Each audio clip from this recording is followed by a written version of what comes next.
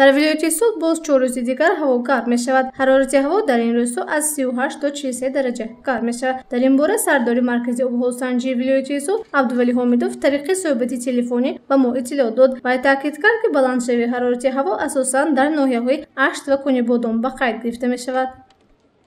مرکز آب‌وهواسنجی و агентии آب‌وهواسنجی پیشنهاد میکند از سنه 20 تا سنه 23 در ولایت و شهرهای ولایت حرارت هوا بلند شده 37-42 گرادوس گرم میشود.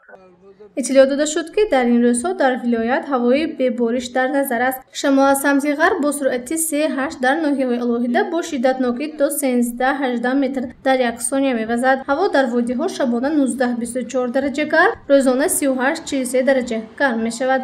در ناحیه‌های کوهی باشد شبانه 10-15 و روزانه 28-33 درجه گرم ارزیابی می‌گردد. عبدالولی حامدov سردار مرکزی آب‌وهواسنجی ولایت سود اطلاع داد که در شهر خوجند حرارت هوا تا 40 درجه گرم می‌شود.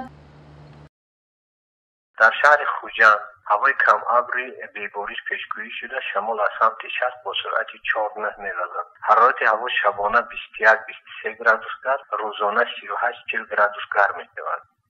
این سنه 21 سنه 22 در شهر خوجند هوای کم ابری بی‌بارش پیشگویی می‌شود. شمال از سمت غرب با سرعت 4 می‌وزد. حرارت هوا شبانه 22-24 و روزانه 38-40 گرادوس گرم می‌شود.